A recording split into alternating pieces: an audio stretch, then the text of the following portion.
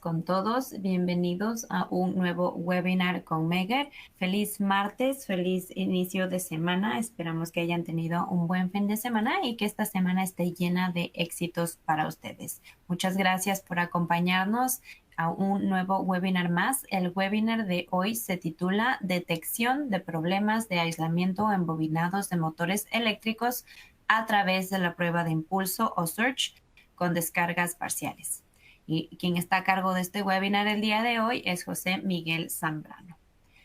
Por favor, en pantalla ustedes pueden ver la plataforma. A la izquierda tienen las cámaras del staff de Meger, en el medio la presentación y a la derecha, por favor, tienen ustedes la casilla para realizar preguntas. Por favor, no se olviden de enviarnos sus preguntas y comentarios durante la presentación y nosotros los vamos a responder al final de la misma. Pueden ustedes también solicitar un demo, acceder a nuestro sitio web y tener también una vista a nuestras redes sociales. Les recuerdo que ustedes pueden ajustar cada ventana en el tablero según preferencia. Esta sesión también va a ser grabada y se les entregará un certificado de asistencia el día de mañana mediante correo electrónico. Les invito a que visiten nuestra página oficial para ver la agenda de nuestros webinars, csa.meger.com/webinars. Con mucho gusto les saludo el día de hoy. Mi nombre es Daniela de Vacas, yo soy la coordinadora de este webinar el día de hoy y yo soy especialista de marketing para Latinoamérica y en pantalla ustedes pueden ver mi correo electrónico para cualquier duda, solicitud o comentario que tengan. Con mucho gusto le doy la bienvenida a nuestro moderador, Luis Beltrán. Luis nos va a estar acompañando y él nos va a ayudar también con la ronda de preguntas. Luis, buenos días, ¿cómo estás? Hola Daniela, gracias. Buenos días Daniela, buenos días a todos. Nuevamente en otro webinar de Meger Baker Instrument. Esperamos que la información suministrada el día de hoy les sea de utilidad. Tenemos como instructor a nuestro especialista de motores, José Zambrano. José, buenos días. Hola Luis, buenos días Daniela, buenos días estimados todos. De verdad, un agrado, un honor estar con ustedes nuevamente compartiendo conocimientos aquí en esta sesión de este webinar de Meger. Bienvenidos sean todos. Esperamos que sea de su mayor provecho y agrado, que le saquen toda la información posible, que pueda cubrir sus expectativas y al final, pues, tanto Luis como yo estamos prestos para poder responder cualquier pregunta que ustedes tengan. ¿Ok? Aprovecho, muchachos, antes de comenzar, por favor, pido disculpas por adelantado. Por ahí tengo alguna afección en la garganta, así que si por el transcurso del webinar se me va la voz o me escuchan carraspeando, pues de verdad, las disculpas del caso. Trataré de evitarlo en lo posible. ¿Ok? Bien, estimados, vamos a comenzar entonces con nuestra presentación para aprovechar al máximo esta hora y media que tenemos por delante. Solo me presento de una manera un poco más oficial, muchachos. Mi nombre es José Miguel Zambrano. Yo soy ingeniero electricista mención potencia y actualmente me desempeño como ingeniero de negocios, ingeniero de aplicaciones para los productos Meger Baker en el mercado latinoamericano desde agosto del 2019. ¿Ok? Bien. Dicho eso, muchachos, voy a también a proceder a apagar mi cámara para ahorrar un tanto de ancho de banda, ¿ok? Y entremos entonces en materia. ¿Cuál va a ser nuestra agenda el día de hoy? ¿Qué vamos a hacer nosotros durante esta sesión? En primer lugar, muchachos, vamos a ver una introducción acerca de lo que es la prueba de impulso. Vamos a entender cuáles son los principios por los cuales esta prueba nos entrega información y cómo puede ser esa información aprovechada para determinar la condición del sistema de aislamiento entre espiras. Bien. Luego vamos a ver cómo ha ido evolucionando lo que es la prueba de impulso desde que se inventó. Esto no es nada nuevo, esto ha venido desde hace mucho tiempo, por allá en los años 20 del siglo pasado ya se entendía un poco cuál era el principio teórico de esto, y vamos a ver cómo con la tecnología ha ido avanzando esto del diagnóstico a través de la prueba de Sorge. ¿Okay? Vamos a entender la evolución, el comportamiento de la rigidez dieléctrica entre espiras. Vamos a entender en función de tanto el voltaje como el tiempo cómo se va desarrollando este comportamiento, y eso nos va a dar las bases fundamentales para poder determinar qué tanta vida útil le queda a mi motor. ¿Okay? Vamos a ver un caso de estudio de un motor de rotor bobinado, bien sencillo pero bien ilustrativo, que nos da la importancia de la información que podemos obtener a través de estas pruebas. Y vamos a hablar del desarrollo de nuestro error de área plus TM, que está incluido en nuestro último equipo, en el equipo ADX que ustedes están viendo acá en pantalla. Y vamos a entender entonces cómo esta variable nos ayuda a determinar la condición de nuestro activo, ¿no?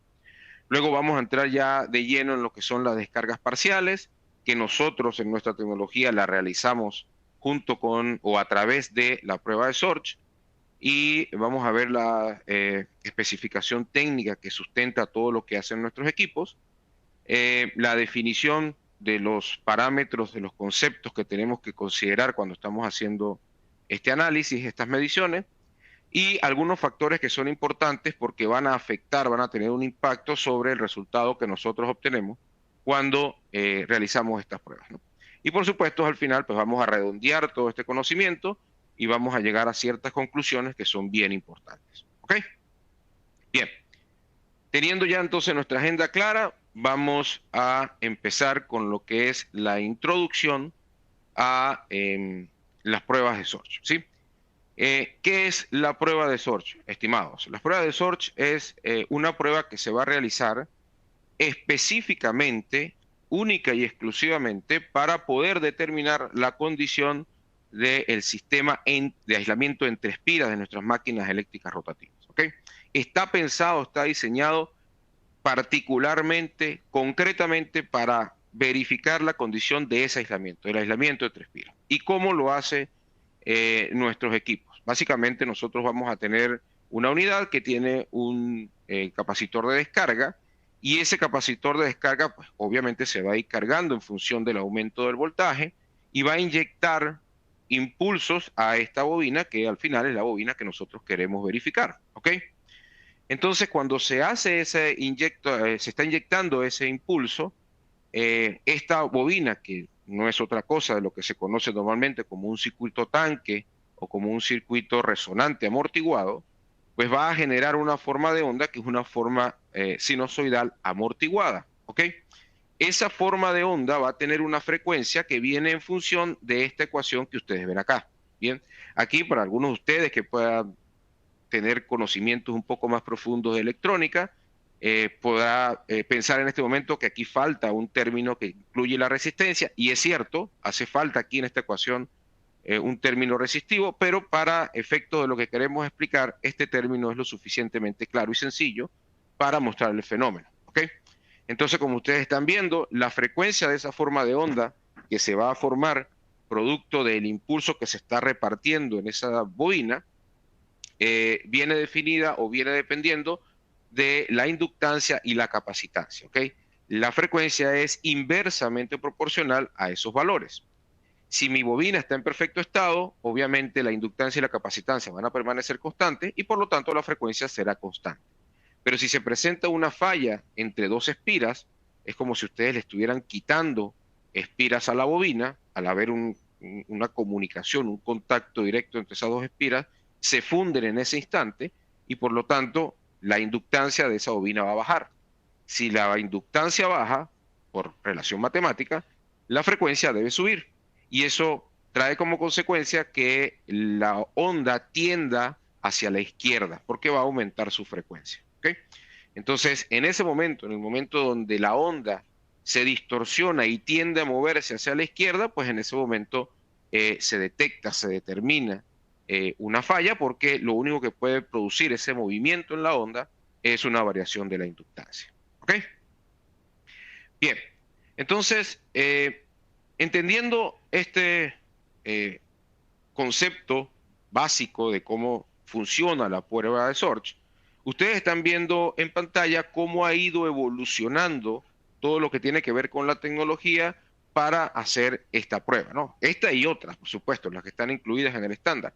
Pero concentrándonos específicamente a lo que nos convoca el día de hoy, todos estos equipos que ustedes ven en pantalla realizan la prueba de Search, ¿no? En primer lugar tenemos los equipos de la línea ST, que es este que está acá, después la línea D.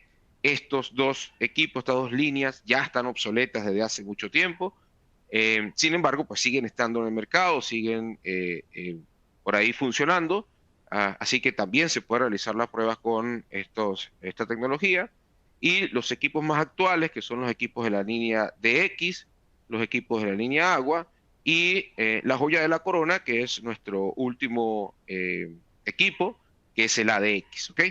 Entonces, así ha ido evolucionando nuestra tecnología y así, por supuesto, también ha ido evolucionando lo que tiene que ver con el análisis de la prueba de Search. Y vamos a ir viendo poco a poco, en la medida que vayamos avanzando, cómo se ha ido mejorando en el tiempo todo lo referente a el análisis, la verificación de la información obtenida en la prueba de Search, hasta llegar al punto donde estamos el día de hoy, que por supuesto es la mejor tecnología que podemos ofrecer en este momento al mercado. ¿Okay? Bien, entonces empecemos con los equipos analógicos, los primeros, la serie ST, la que ustedes están viendo en pantalla. En estos equipos, muchachos, nosotros comparábamos dos formas de onda simultáneamente, ¿ok? ¿Por qué? Porque obviamente si las bobinas de nuestra máquina eléctrica rotativa son iguales en cada una de las fases, se supone entonces que la forma de onda de esas bobinas durante la prueba de Search debería ser muy parecida, ¿ok? En el papel deberían ser exactamente iguales, pero en la práctica sabemos que siempre va a haber algún tipo de discrepancia, una pequeña diferencia, así que deberían ser muy parecidas, ¿ok? Entonces, este análisis que se hacía acá era manual, todo era absolutamente manual. Usted era el que tenía que subir la tensión, usted es el que tenía que manejar, controlar y llevar a la prueba en todo momento, y era obviamente el operador el que tenía que tomar las decisiones correspondientes. El equipo no hacía nada de manera automática. El equipo no se disparaba, el equipo no hacía o no hace, ¿sí? Porque todavía siguen por ahí equipos de estos funcionando, no hace nada de manera automática, ¿ok? Todo es de manera manual. Y en este caso, pues lo que se buscaba cuando no coincidían las ondas y el rotor estaba instalado, era rotar, mover, girar el rotor, de tal manera de buscar una posición en la que las formas de ondas pudieran superponerse, ¿ok? Solaparse. Si se conseguía esa posición, se asumía que la diferencia que se había determinado al principio no venía en función de un problema de aislamiento, sino que venía en función de la influencia del rotor, por estar presente el rotor, ¿ok? Entonces todo eso, como les comentaba, se hacía de manera manual, ¿bien? Y el diagnóstico, muchachos, era netamente a discrecionalidad del operario. El operario era el que tomaba la decisión, ¿ok? De si había o no había una falla. Era el operario el que el que tiene toda la responsabilidad cuando hace las pruebas con esta tecnología. Bien. Entonces, disculpen que pasó 2 veces acá la presentación. Bien. Entonces, ustedes están viendo en pantalla algo bien importante, muchachos, que es la patente creada por Baker, que ustedes están viendo acá que esto es de Baker, aquí lo dice también, Baker Electrical Instrument Company. Esta fue la patente que Baker registró por allá al finales de los años 80 del siglo pasado para registrar una variable matemática que ayudara a hacer del análisis de la prueba de Search un análisis mucho más objetivo, que no fuera tan subjetivo tomando en consideración el criterio, la opinión o la discrecionalidad de la persona que estuviese haciendo la prueba, ¿no? Entonces, ahora en esta patente ustedes están viendo cómo se va a utilizar una variable matemática que me va a permitir, independientemente de cuál sea su criterio como operario, tener una referencia y saber cuál es la condición lo más real posible del sistema de aislamiento entre espiras. Bien, esta patente, muchachos, fue aprobada en el 5 de mayo de 1992 y a partir de ahí, pues, estuvo incluida en nuestros equipos, nuestra tecnología. Bien, aun cuando nosotros Baker inventó esta variable, luego de que esta patente venció, otras tecnologías tomaron en consideración las siglas, el nombre, el error de área, para indicar que también hacían el análisis de la prueba de source a través del error de área. ¿Okay? Entonces, en esos casos, muchachos, se puede tomar el nombre porque pues, ya no está protegido por la patente como tal, pero lo que no se puede tomar es el algoritmo. Y ustedes se van a dar cuenta, estimados, que cuando vayamos avanzando, el equipo Baker es el equipo que tiene el mejor algoritmo del mercado para hacer el análisis del error de área, tiene la sensibilidad más alta del mercado para poder determinar si hay o no hay problemas entre espiras. Bien, y básicamente lo que hace el error de área, como su nombre lo indica, es comparar el área bajo la curva que se va a generar cuando se está realizando la prueba de source y compararla entre líneas, si es que estoy haciendo el análisis del error línea a línea, o entre pulsos, si es que estoy verificando el error pulso a pulso. ¿Ok? En teoría, esas áreas deberían ser muy parecidas. ¿Ok? Hay ciertos valores que vamos a ver más adelante para determinar si estoy o no estoy en el área en la zona de arco, en un área de falla. ¿Ok? Pero básicamente lo que hace el error de área es eso, comparar el área bajo la curva que existe entre dos formas de ondas distintas. ¿Ok? Bien, entonces, una vez que ya se crea, se genera, se inventa el error de área, entonces vienen nuestros equipos digitales de primera generación. Bien, en estos equipos, muchachos, ahí vamos nosotros a comparar una onda a la vez, ¿sí? En los equipos anteriores, ustedes ya vieron que se hacía la comparación de dos ondas al mismo tiempo. Se inyectaban por dos líneas y voy a comparar L1 con L2 al mismo tiempo. Aquí no. Ya en nuestros equipos empezamos a inyectar por L1 teniendo L2 y L3 a tierra. Entonces el equipo lo que va a hacer es registrar la forma de onda de L1.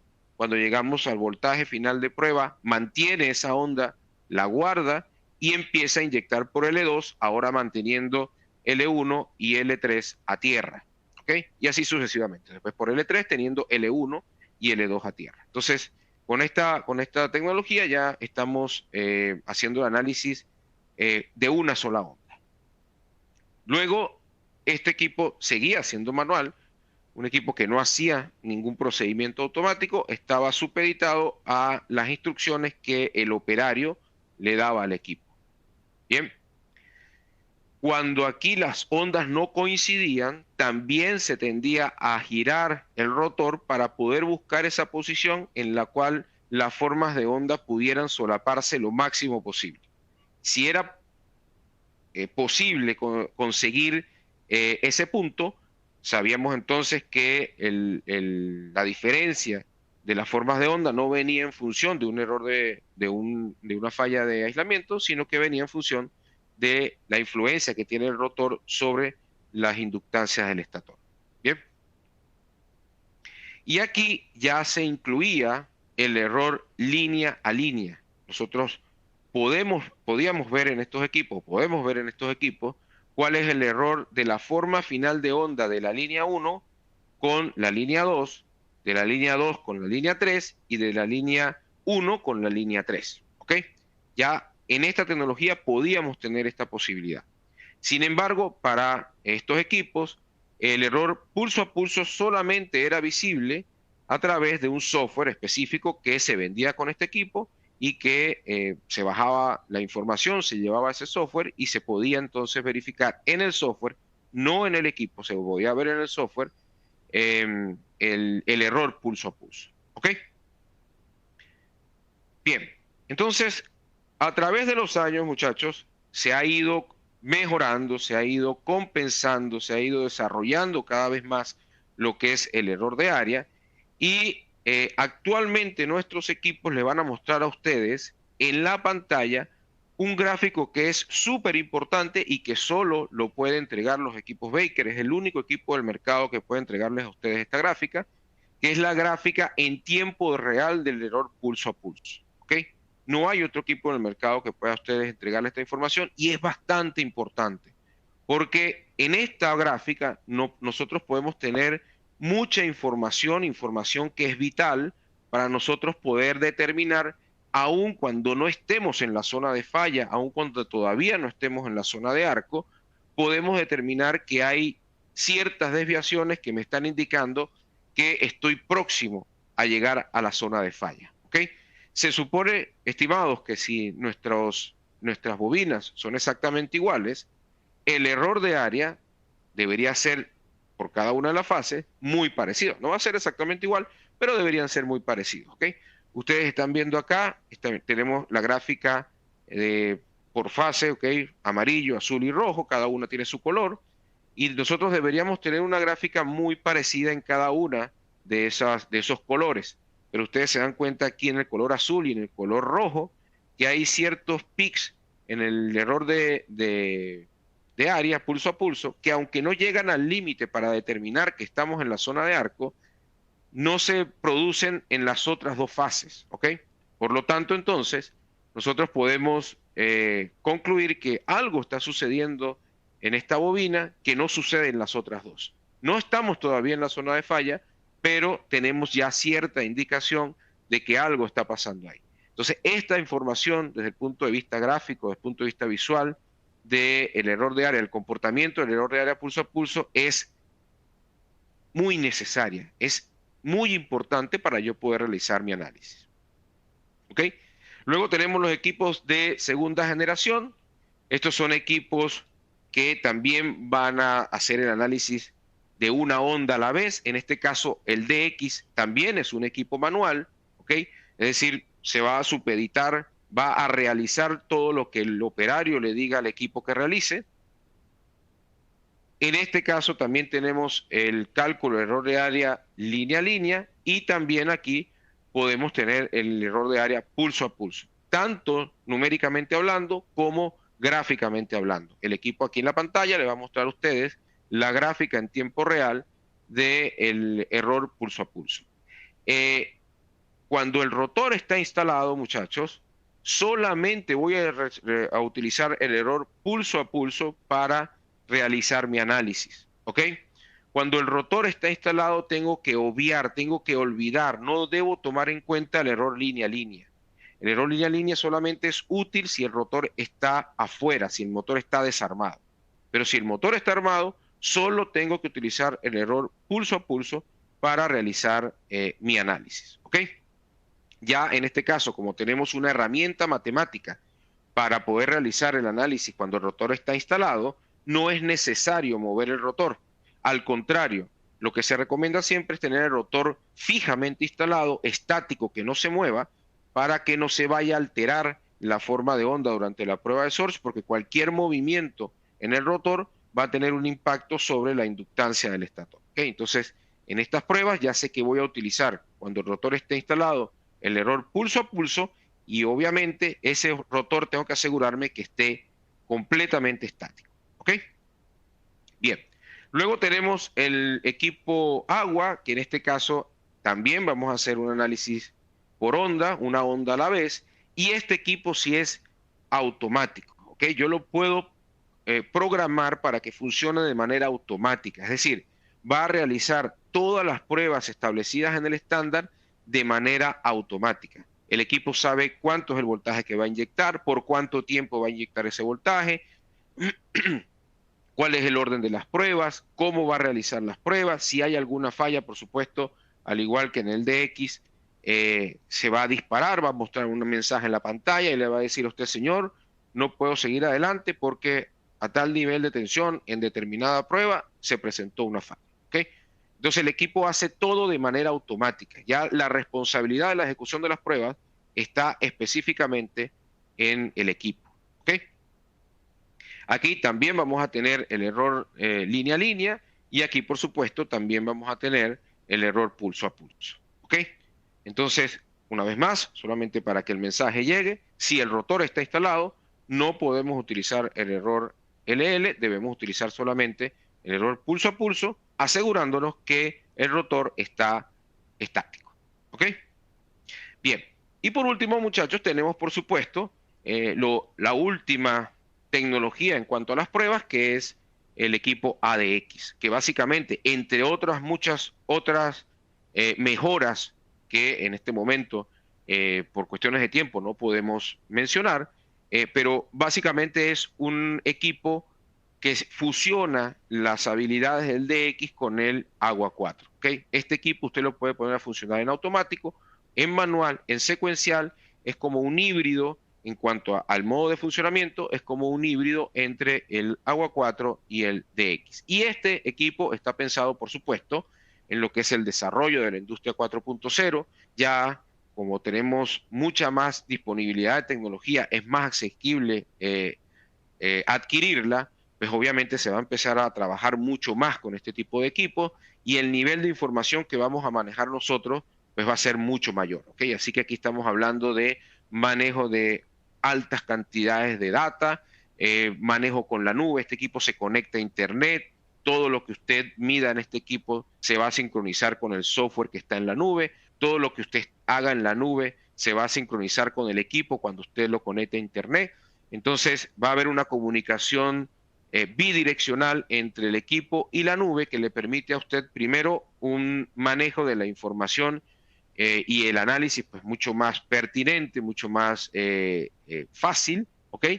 Y por supuesto le permite también a usted manejar mucha más información, ¿ok? Porque cuando estamos trabajando localmente en el servidor, pues algunas veces el tamaño de la base de datos empieza a ser un problema, ¿ok? Ya actualmente no es un problema, estamos trabajando en la nube y por lo tanto vamos a tener muchísima más disponibilidad de espacio, de herramientas, de virtudes que me permiten hacer un análisis mucho más adecuado. ¿Ok? Bien, entonces, para entender qué es lo que estamos haciendo nosotros con la prueba de Sorge, ustedes están viendo acá la gráfica de degradación del sistema de aislamiento de una máquina eléctrica rotativa, ¿sí? Tenemos una gráfica de voltaje versus tiempo, donde el voltaje es el voltaje de ruptura, el voltaje que yo necesito para romper el sistema de aislamiento, y el tiempo no es otra cosa que la vida útil del motor. Entonces, la gráfica superior les describe a ustedes cómo se degrada el sistema de aislamiento de bobina masa, y la gráfica inferior les dice a ustedes cómo se degrada el sistema de aislamiento entre espiras. ¿Ok? Entonces, con la prueba de Sorge, estimados, nosotros lo que vamos a tener es la información necesaria para poder determinar si mi motor está en la zona de alto aislamiento, que es la zona donde la degradación del sistema de aislamiento tiene un comportamiento relativamente lineal.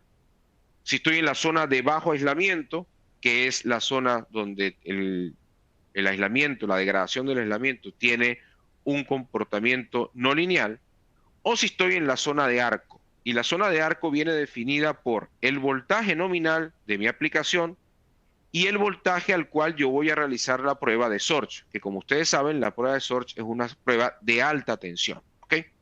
Y para hacer esta prueba se debe realizar a lo que se conoce como el estándar Baker. ¿Y qué es el estándar Baker? 2 veces voltaje nominal más 1000 voltios. ¿Okay? Entonces, este valor que ustedes están viendo acá, esta línea azul celeste, la va a definir el voltaje nominal. Yo tengo que tomar ese voltaje nominal, multiplicarlo por 2 y sumarle 1000 voltios, y ese va a ser entonces mi voltaje final de prueba para hacer la prueba de Sorge. Bien, si mi motor está ubicado entre este valor de voltaje para la prueba de Sorge y el valor de voltaje nominal, se define que el motor está en la zona de arco. Ya el motor está en falla y cada vez que el motor arranque, pare, se le cambie la carga o se le cambie la velocidad, que es donde se presentan los transitorios, puede presentarse un arco entre espiras. Bien, entonces ustedes están viendo acá cómo durante la vida útil del motor se presentan pics de voltaje. ¿Ok? Esos pics de voltaje pueden tener un valor extremadamente alto como el que tenemos acá, o un valor mucho más pequeño como el que tenemos acá. Pero independientemente de cuál sea el valor, ese pic de voltaje siempre va a tener un valor por encima del voltaje nominal. ¿Ok? Entonces yo debo buscar la manera de simular esos transitorios, de simular estos pics de voltaje para ver cómo se comporta el sistema de aislamiento cuando el motor está en régimen transitorio, cuando se ve sujeto a un régimen transitorio, que ya sabemos que es cuando arranca, para, se le cambia la carga o se le cambia la velocidad. Esa prueba para simular esos transitorios y verificar el comportamiento del sistema de aislamiento entre espiras es la prueba de Sorge, ¿ok? Entonces, en esta prueba yo voy a tener mi nivel de voltaje que me va a permitir simular los transitorios. Si yo hago la prueba y determino que mi motor está por arriba de este punto de referencia de voltaje, que es el voltaje final de prueba para la prueba de Sorge, yo sé que mi motor todavía tiene un sistema de aislamiento en buen estado. Pero si realizando la prueba de Sorge determino que hay un arco, hay una falla, ya se presenta una descarga entre espiras durante la prueba de Sorge, ya yo sé que estoy obviamente en un punto débil entre aislamientos entre espiras, un punto débil de aislamiento entre espiras, y eso me denota entonces que estoy en la zona de arco, y ahí tengo que tomar decisiones, tengo que tomar acciones para evitar que el motor llegue a este punto, que es el punto donde la curva de degradación se intersecta con el voltaje nominal. En este punto es lo que se conoce como el punto de falla, el punto de corto. Una vez que llego ahí, ya el motor está sentenciado a la muerte. No hay más nada que hacer. El motor, según la norma, se va a quemar en cuestión de minutos. ¿Okay? Entonces, el objetivo de mi trabajo es poder ubicar a mi motor en esta curva para saber qué tanta vida útil le queda a ese motor. Si estoy en la zona de alto aislamiento, obviamente estoy muy lejos del fin de la vida útil de mi activo, estoy tranquilo, sé que simplemente tengo que seguir monitoreando el motor para ir viendo cómo se va degradando. Pero si por el contrario hago la prueba y determino que estoy en la zona de arco, obviamente tengo que tomar acciones inmediatas porque estoy muy cerca del punto de falla y la idea es no permitir que el motor llegue a ese punto donde literalmente va a terminar carbonizado. ¿Ok? Bien, entonces tenemos un caso de estudio acá de un motor de rotor bobinado. Este motor era el repuesto de una aplicación que estaba funcionando en planta y cuando se fue a instalar, porque el motor que estaba en la aplicación tuvo que salir a mantenimiento, pues se tomó la precaución de realizar, por supuesto, las 5 pruebas establecidas en el estándar para poder determinar cuál es la condición de su sistema de aislamiento, ¿no? Entonces, en este caso, estimados, vean ustedes cómo el equipo pasa la prueba de balanceo resistivo, pasa la prueba de megado. En la prueba de megado le dio 5051 mega, ¿ok? Entonces, como dice la IEEE, como establece la IEEE 43, si el nivel de aislamiento está por arriba de 5000 megaohmios, la norma recomienda realizar la prueba de absorción dieléctrica. ¿Okay? Por eso es que no se realizó la prueba de índice de polarización, porque el megado dio por arriba de 5000 megaohmios. Y la absorción dieléctrica dio 4, así que está todo sin ningún inconveniente. El equipo pasó la prueba de HiPod. Sin embargo, durante la prueba de Sorge, el equipo estableció en la línea 3 un error altísimo el error de área pulso a pulso debido a problemas que ya venían estableciéndose en ese motor. En este caso, como el motor estaba armado, tenía el rotor bobinado dentro del motor, obviamente no voy a utilizar el error línea línea, ya sabemos que este error no me sirve cuando el motor está armado, y me voy a enfocar netamente en el error pulso a pulso. ¿Okay? Entonces, ustedes están viendo acá cómo en la fase número 1 estamos llegando a tener un motor de 4160 voltios, aplicando el estándar Baker sería 4160 por 2, eso me da 8320, más 1000 sería 9320. Nosotros deberíamos llegar a 9300 voltios para realizar la prueba de Sorge en este motor. ¿Okay? Entonces ven ustedes la forma de onda acá para el motor, la línea 1, 9360 voltios, está en perfecto estado, una onda sinusoidal amortiguada y el error de área pulso a pulso es 0.2%. ¿Okay? Si seguimos adelante, vemos en la línea número 2, vemos cómo también llegamos a 9.360 voltios. Vean ustedes acá la forma de onda de la línea 2 no coincide con la forma de onda de la línea 1, por lo tanto el error de área va a ser muy elevado, pero ya sabemos, el error de área línea a línea, pero ya sabemos que esta diferencia entre las formas de onda no viene en función de una falla entre espiras, sino en función de la presencia del rotor. Por lo tanto, dado el concepto que ya vimos anteriormente, no debo utilizar el error línea a línea para hacer mi análisis. Me voy a concentrar exclusivamente en el error pulso a pulso. ¿Okay? Esta diferencia de la forma de onda es simplemente por la influencia del rotor. Bien. Y en la tercera línea, vean ustedes cómo a 6.070 voltios la onda se distorsiona por completo, el error se dispara, supera el límite que está establecido para el error pulso a pulso, que en el ADX es el 5%, y obviamente en ese punto el equipo se va a deshabilitar y le va a decir, estimado usuario, no puedo seguir adelante porque en la línea 3 a 6.070 voltios se violó el límite del error pulso a pulso, por lo tanto se detecta un arco entre espiras y me voy a deshabilitar. No puedo seguir adelante. Por más que usted quiera seguir inyectando tensión, no va a poder porque el equipo se encuentra deshabilitado. ¿Ok? Entonces, esta herramienta es altamente crítica para nuestro análisis en función de determinar la condición del sistema de aislamiento entre espiras. Bien. Cuando se destapó el motor, cuando el motor estaba armado, cuando se destapó el motor, se sacó el rotor bobinado, pues obviamente ya se empezaron a ver ciertos daños que estaban en el estator y que son los causantes entonces de que este equipo no pueda pasar la prueba de Sorge. Bien. Entonces, estimados, es bien importante lo siguiente. Para nuestro equipo ADX, que es el último equipo en tecnología, ustedes se van a dar cuenta que el error ya no viene definido solamente como error de área, sino que viene definido como error de área plus TM. Ahora, esta designación, esta denominación es una marca registrada, ¿ok? De aquí en adelante, de ahora en más, ninguna otra tecnología podrá entonces tomar este mismo nombre para decir que hacen el análisis en función del error de área plus, ¿ok? Ya es una marca registrada. Y este error de área ha sufrido mejoras, ¿ok? Ha evolucionado con respecto a cómo el algoritmo para el cálculo en nuestros equipos anteriores, ¿ok? Por eso es que ustedes van a ver que ahora para el error de área pulso a pulso, el límite está establecido en 5%. Anteriormente, ese error venía seteado a 10% en nuestros equipos agua o nuestros equipos de X.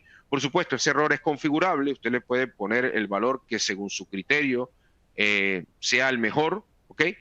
Pero venía por defecto en el 10%. Ahora nuestros equipos ADX vienen seteados al 5% porque la sensibilidad con el que el error de área plus hace el cálculo es mucho mayor, es mucho más precisa, y por lo tanto el límite se ha ajustado al 5%.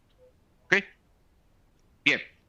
Entonces, lo importante de esto, muchachos, es que nosotros con este error de área y con la gráfica del error de área pulso a pulso, podemos ser predictivos sobre lo predictivo. ¿Ok? Es decir, podemos verificar esa desviación antes de que suceda la falla. Nos puede dar el preaviso o nos puede dar, si lo queremos ver de la siguiente manera, como el punto más incipiente del comienzo de la falla. ¿Ok? Recuerden ustedes que nosotros, si nuestras bobinas son exactamente iguales, la gráfica del error de área debería ser relativamente similar, debería ser parecida. ¿Ok? Aquí estamos viendo cómo, por ejemplo, en la fase verde que ustedes ven acá, tiene un comportamiento completamente distinto a las otras dos fases. La fase roja tiene un comportamiento completamente distinto al comienzo de las otras dos fases. ¿Okay? Aunque en ningún momento se está violando el límite del 5%, este comportamiento desigual de la gráfica en el error pulso a pulso me está dando información y me está diciendo, epa, si usted pasa este límite vamos a estar en la zona de arco. Sí, pero este comportamiento irregular, esta desviación que no se presenta en todas las fases que me está dando un comportamiento gráfico completamente distinto a las otras dos, me está diciendo que ya yo estoy muy cerca de llegar a la zona de arco. Todavía no estoy en la zona de arco, todavía no estoy por arriba del límite para determinar que estoy en la zona de arco, pero ya estoy cerca, porque estas desviaciones así me lo indican. Entonces podemos identificar desde su etapa más incipiente cuál es la condición de alguna falla que se pueda presentar en el aislamiento entre espiras. Bien. Perfecto. Entonces, teniendo todo este concepto claro, vamos a entrar a lo que es la descarga parcial, ¿ok? Y es bien importante que nosotros entendamos que la descarga parcial no es una descarga que se presenta entre conductores, ¿ok? La descarga parcial es una descarga que se va a producir dentro del sistema de aislamiento que está separando esos conductores, ¿ok? Cuando se hace la impregnación del sistema de aislamiento, siempre quedan pequeñas burbujas, pequeños vacíos, ¿ok? Donde no hay nada, hay atmósfera, solamente hay aire, ¿ok? Y cuando el equipo está funcionando, pues obviamente entre estos dos conductores se va a producir una diferencia de potencial, ¿ok? X con cualquier valor. Entonces aquí yo voy a tener una carga positiva, aquí yo voy a tener una carga negativa. Cuando la atmósfera que está atrapada en esa burbuja, pues ya no puede con la carga almacenada, dentro de esa burbuja se van a presentar descargas, ¿ok? Pero como ustedes están viendo en pantalla, esa descarga no une los dos conductores, se presenta solo dentro de esa burbuja. Por supuesto, muchachos, con el paso del tiempo, a medida que se repita esa falla, pues se va a empezar a deteriorar el sistema de aislamiento. Aquí por la combustión interna producto de la descarga se generan químicos como el ozono o como el óxido nitroso que empieza literalmente a comerse, a corroer el sistema de aislamiento y eventualmente al final, pues cuando se presente una falla, dado que está completamente deteriorado el sistema de aislamiento, pues vamos a terminar con una falla ahora sí entre dos conductores, ¿ok? Pero en su concepto la descarga parcial son descargas que se presentan dentro de vacíos, dentro de burbujas que quedan atrapadas durante la impregnación del sistema de aislamiento. ¿Ok? Entonces, estas pruebas de descargas parciales me van a ayudar, en primer lugar, si soy fabricante de motores, a verificar cómo quedó mi sistema de aislamiento luego de construir el motor. ¿Ok? Si soy un taller de reparación, pues yo hago la prueba de descargas parciales cuando llega el activo a mi taller para verificar su condición inicial a la cual yo lo estoy recibiendo y por supuesto tengo que hacer las pruebas de descargas parciales al terminar de hacer la reparación cuando salga del taller para verificar, hacer una comparación con respecto a la condición con la que entró y verificar entonces que mi proceso de mantenimiento se traduce en mejoras en la condición del aislamiento. Entonces para los talleres de reparación esta prueba también es altamente útil. ¿Ok? Y si soy un cliente final, es decir, si soy una planta, una cementera, una papelera, una petroquímica, etcétera, etcétera, pues para mí esta prueba también es importante porque me da información predictiva. Me dice cómo se va degradando el sistema de aislamiento en función de esas descargas parciales que se producen en esos vacíos dentro del sistema aislante y por lo tanto, pues me da una indicación de cuándo debo yo sacar el equipo a mantenimiento y qué tanta vida útil le puedo sacar yo a ese motor. ¿Ok? Bien, entonces, esas descargas parciales, estimados, lo que van a producir en la forma de onda de la prueba de Sorge es una distorsión a alta frecuencia. ¿Ok? Va a ser muy difícil que nosotros al ojo podamos determinar, simplemente viendo la forma de onda de la prueba de Sorge, cuáles son los niveles de descargas parciales que nosotros tenemos. ¿Por qué? Porque estas son descargas que se presentan a muy alta frecuencia. Por lo tanto, lo que se hace es filtrar la onda de la prueba de Sorge, ¿ok? Y por eso es que nosotros decimos que hacemos la prueba de descargas parciales junto o a través de la prueba de Sorge. Se filtra la forma de onda de la prueba de Sorge y se saca esos componentes de alta frecuencia y se llevan a una escala distinta, ¿ok? En este caso, a una escala de milivoltios. Y a través de los resultados obtenidos en esa conversión de esa señal de alta frecuencia a milivoltios es que se va a poder determinar cuál es la actividad de descargas parciales que tiene nuestro activo. ¿Ok? Entonces, para efectos de las descargas parciales, el eje del tiempo, que es el eje X, es independiente de la escala para la prueba de Sorge. ¿Ok? Los tiempos no son los mismos, son dos tiempos distintos, el de la escala para las descargas parciales que el de la prueba para la forma de onda de la prueba de Sorge. Bien, pero tomando en consideración lo que se establece en la especificación técnica 61934 de la norma europea de la IEC, se hace la verificación de la sensibilidad y del nivel de ruido que tenemos nosotros en el sistema para poder descartar lo que es ruido de lo que realmente es una descarga parcial. ¿Ok?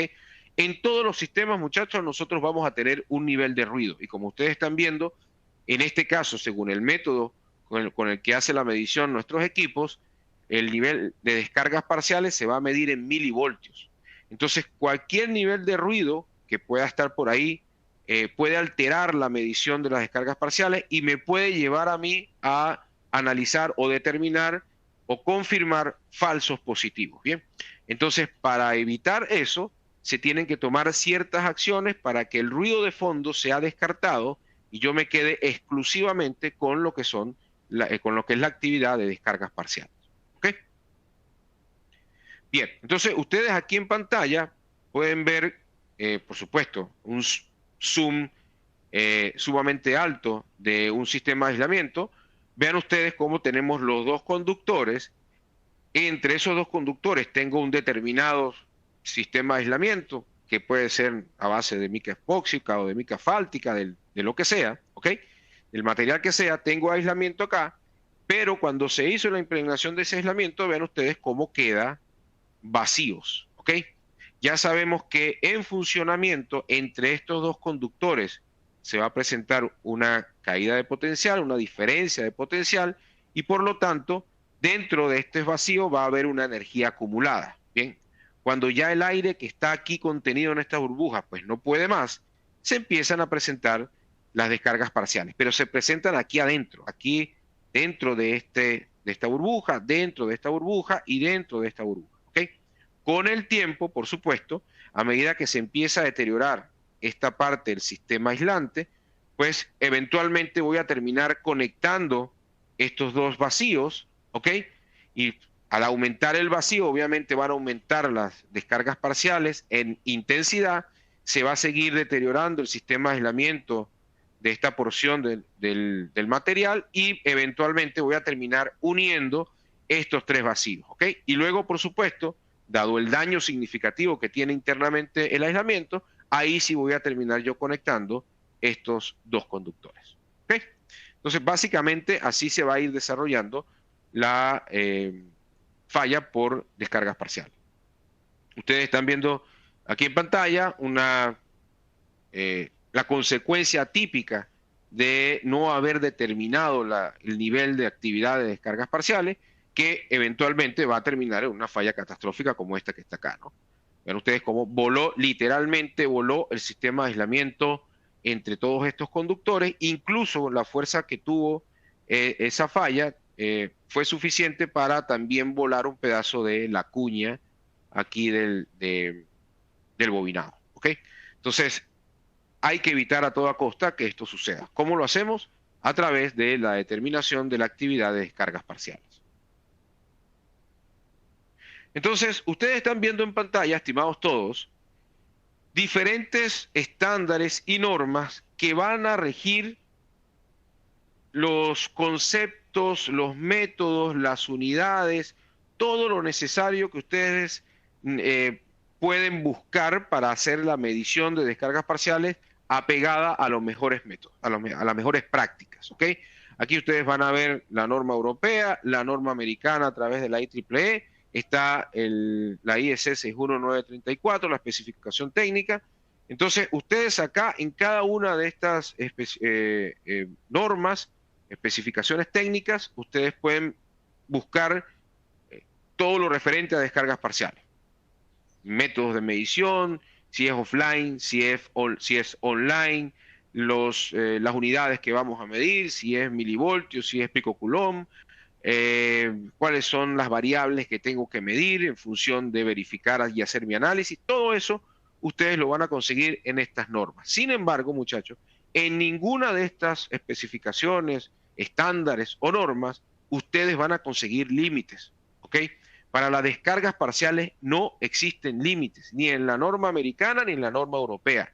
Todo independientemente del proceso que usted utilice, del método que usted utilice para hacer la medición de descargas parciales, no existen límites, ¿ok? Los límites, el análisis de las descargas parciales es un análisis netamente empírico, ¿bien? Que viene en función de tendencia, verificación de qué tan lejos o qué tan cerca estoy de voltaje nominal, etcétera, etcétera. Es un análisis netamente empírico. Bien, y aquí vamos a nombrar los métodos más comunes de determinación de descargas parciales que tenemos disponibles, ¿no? El primero es el acústico, digamos que es el menos preciso, que básicamente es ir con un micrófono, pasando el micrófono por la superficie del motor, tratando de determinar la emisión de alta frecuencia que las descargas parciales producen, ¿no? Luego tenemos el método de radiofrecuencia, que es tratar de determinar el efecto electromagnético que tienen esas descargas cuando se producen, ¿okay? Entonces ya no estamos tratando de detectar ruido, sino que estamos tratando de detectar campos, ¿okay? El campo que se va a producir producto de las descargas parciales, ¿okay? Luego tenemos los transformadores de corriente de alta frecuencia, que lo que va a hacer es transformar esos componentes de alta frecuencia, producto de las descargas parciales, en señales medibles en voltaje, ¿ok? Y los acoples capacitivos, que son capacitores de alta tensión que se utilizan precisamente para filtrar esos componentes de descargas parciales y poderlos ver en una escala distinta, ¿ok? Para poder determinarlo.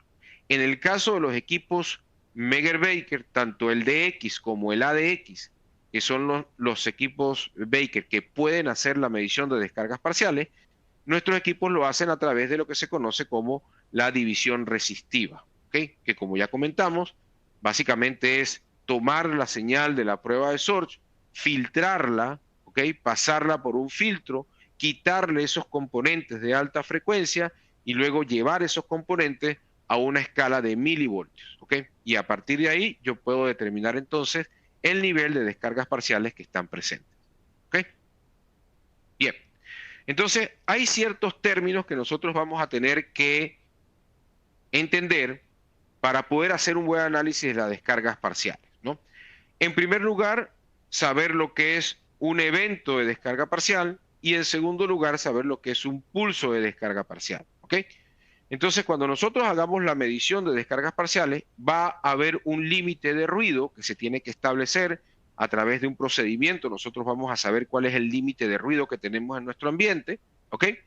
Y a partir de ahí se determinan los eventos de descarga parcial. Toda medición que supere esos límites de ruido, pues obviamente para mí va a ser un evento de descarga parcial, pero un evento de descarga parcial no significa un pulso de descarga parcial.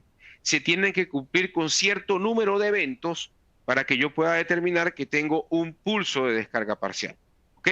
Entonces, por lo general, en nuestros equipos, ese número de eventos se determina como 3.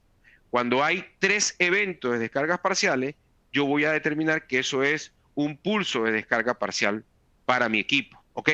Esto con la finalidad, ¿por qué se hace así? ¿Por qué no se toma que un evento es una descarga parcial directamente? Porque puede ser que ese evento sea exclusivamente producto de un ruido que se haya producido de manera instantánea por cualquier razón. Entonces, para tratar de atenuar un poco el efecto que un ruido aleatorio pueda tener sobre mi medición, pues yo le pongo que un pulso de descarga parcial tiene que ser cierto número de eventos de descarga parcial. Y de esa manera, pues yo trato de atenuar lo máximo posible alguna alteración producto de un ruido aleatorio, ¿ok? Entonces, en este caso, para nuestros equipos, ese número es 3. Cada vez que se detectan 3 eventos de descargas parciales, ya el equipo suma eso como un pulso de descarga parcial. ¿Ok?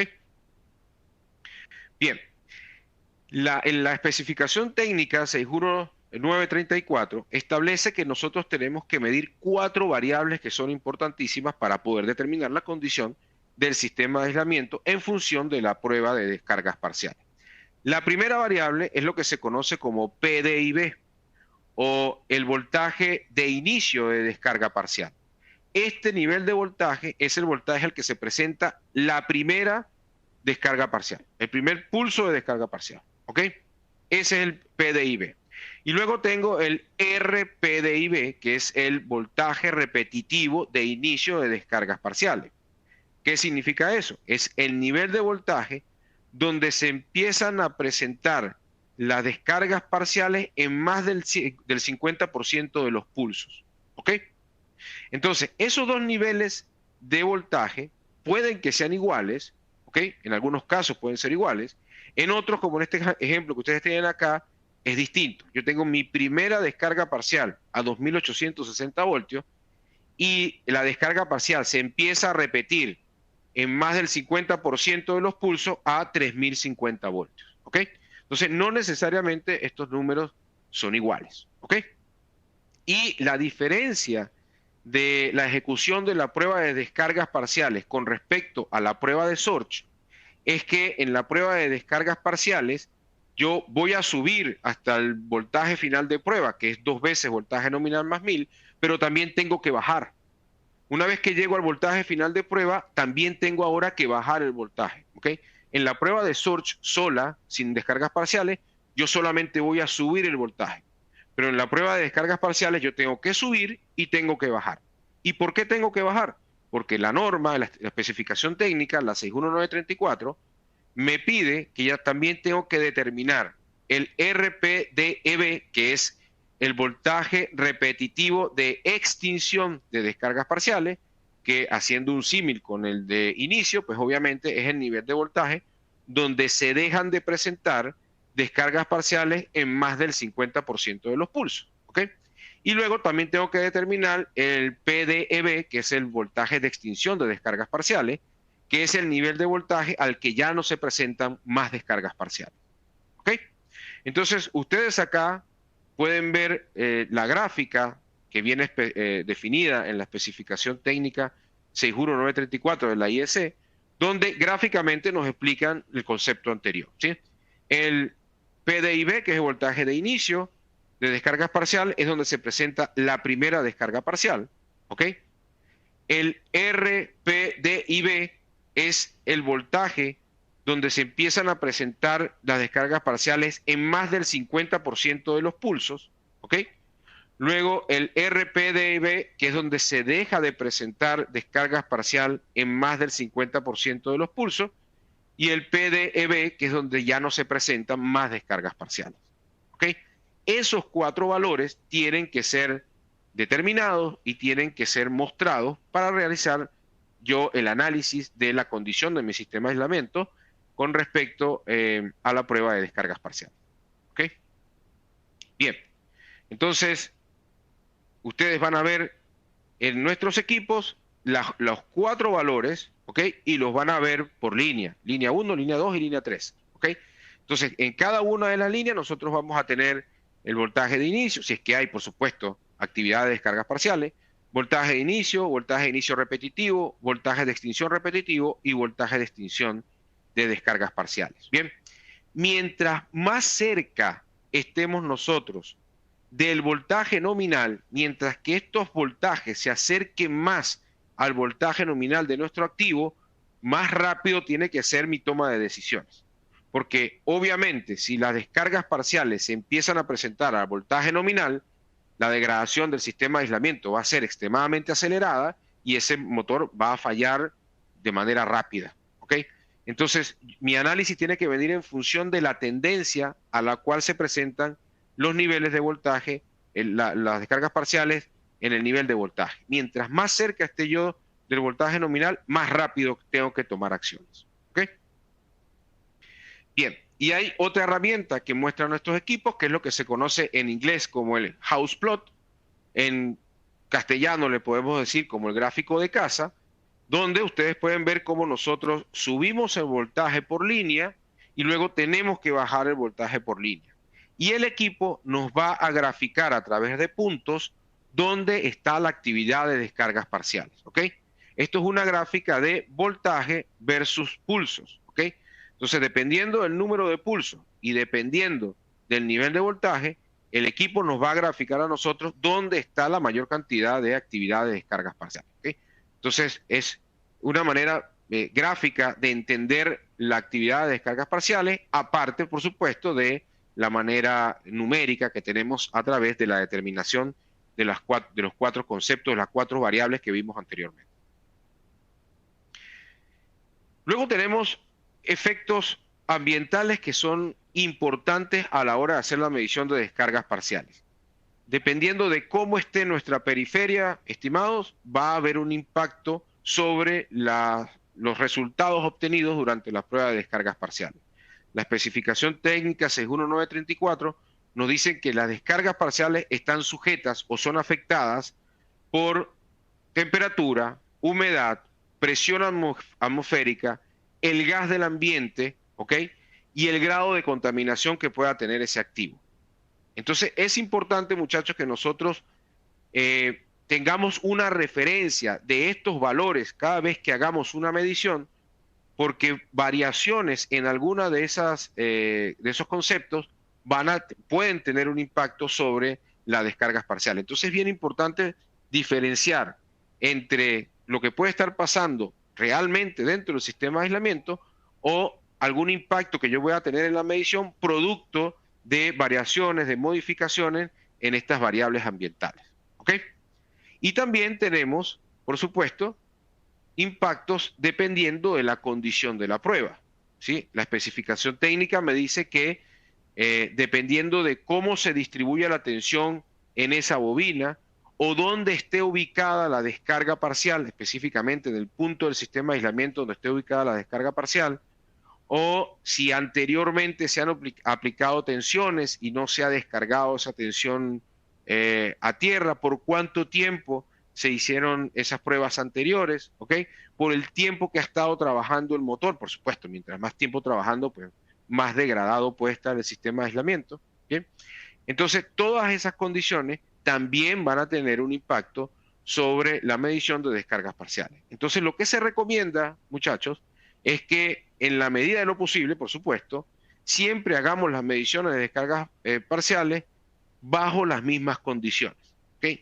Esa es la recomendación, de tal manera de tener las variables lo más controlada posible y que cualquier variación en la medición de descargas parciales yo la pueda referir, la pueda asumir como realmente problemas en el sistema de aislamiento y no que haya sido una desviación producto de alguna modificación de una de estas variables.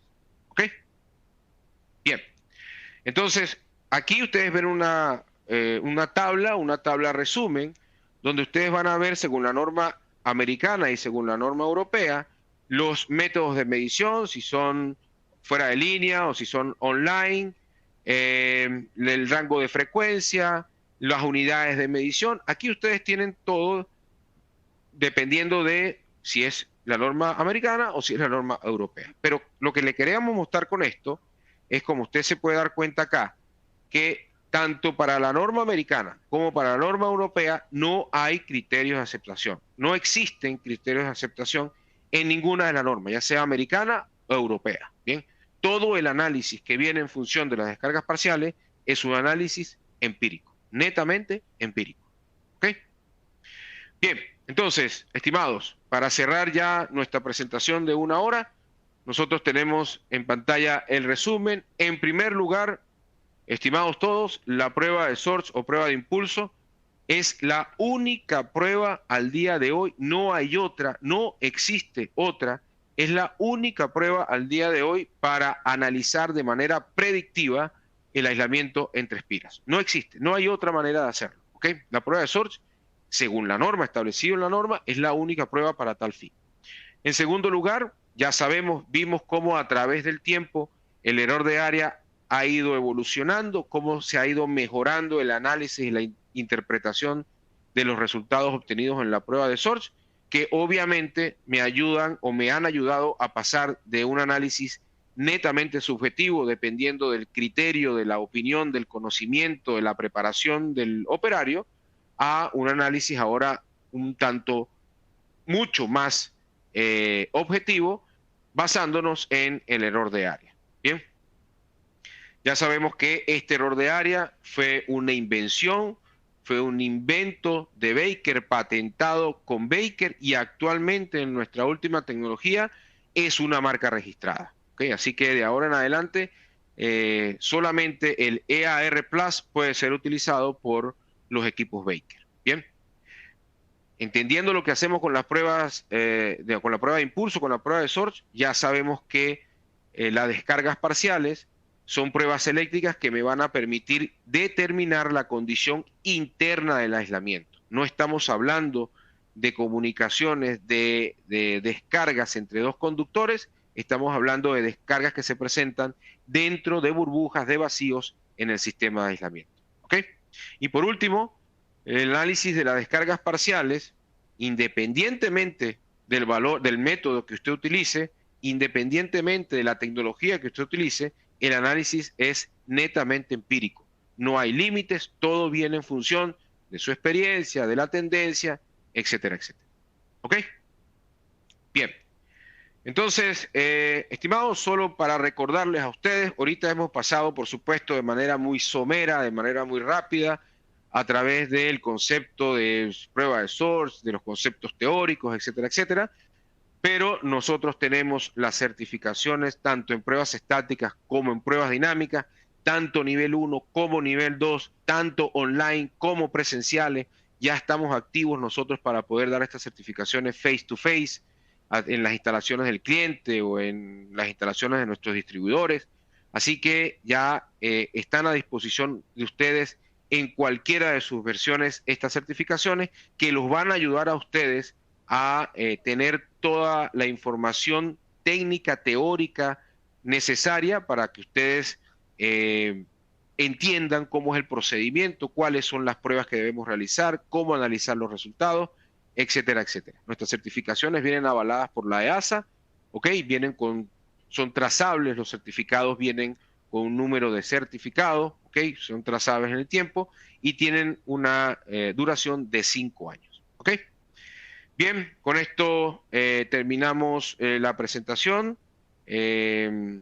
Daniela, si estás por aquí, entramos en la etapa de preguntas. Sí, gracias. Perfecto, gracias José, muy interesante tus explicaciones y tu presentación. En realidad recibimos muchísimas preguntas, por lo cual les queremos dejar saber que no vamos a tener mucho tiempo de responderlas. En realidad no nos va a alcanzar el tiempo para responderlas todas, así que vamos a tratar de ser lo más breves posibles en nuestras respuestas para poder alcanzar a más preguntas. Antes de comenzar nuestra ronda de preguntas, les quiero recordar que pueden ustedes conectar con nosotros en nuestras redes sociales, en Facebook, Instagram y YouTube. Nos encuentran como @MegerLatam. Ahí en las redes sociales pueden ustedes etiquetarnos en sus fotos, pueden compartir videos con sus productos Meger, pueden igual también escribirnos y nosotros seremos muy felices de compartir sus fotos en campo con nuestros seguidores también. Así que ya saben, en redes sociales nos encuentran como @MegerLatam. Ya veo que Luis está acá, así que vamos a comenzar con la ronda de preguntas. Luis, no sé si quieres lanzar la primera pregunta para José.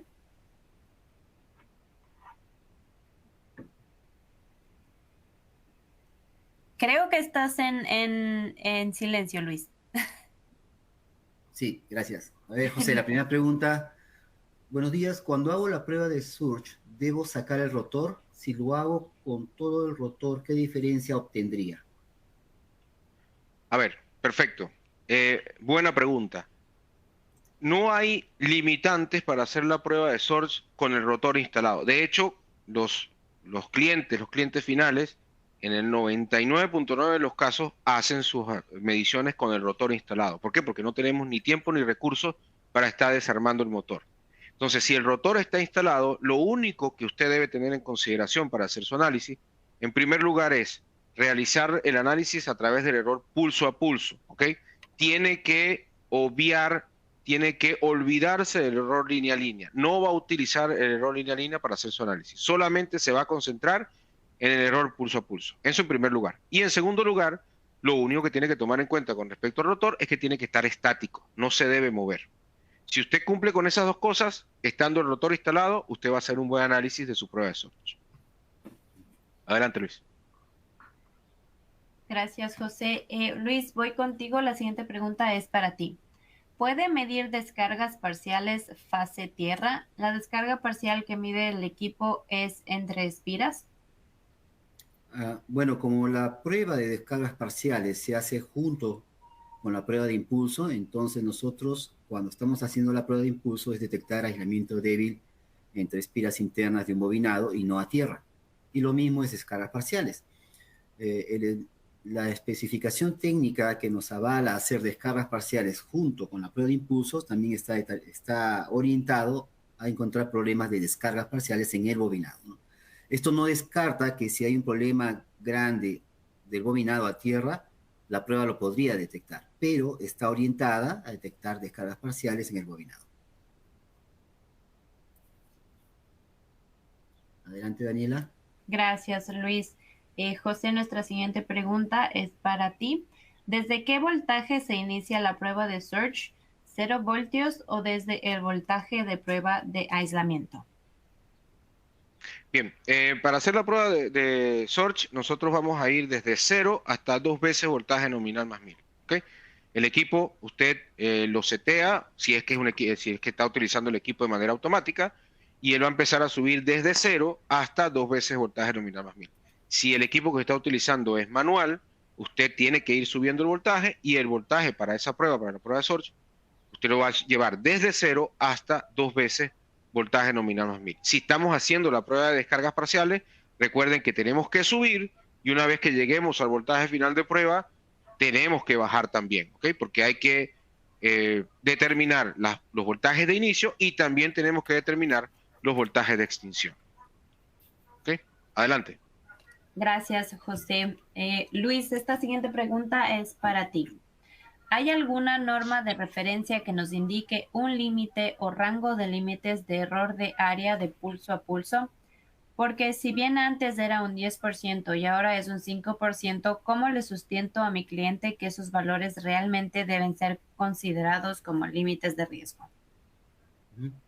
Ok, vamos a empezar a decir, basándonos de que nosotros fuimos los inventores de este cálculo de error de área, en el año 1989 que presentamos la patente, y luego salieron artículos inclusive de la IEEE, unos papers diciendo que este cálculo de error de área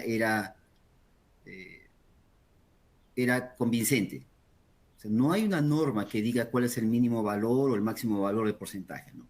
Lo que trato de explicar es que la IEEE mencionó de que este era un método eficaz de detección de aislamiento débil.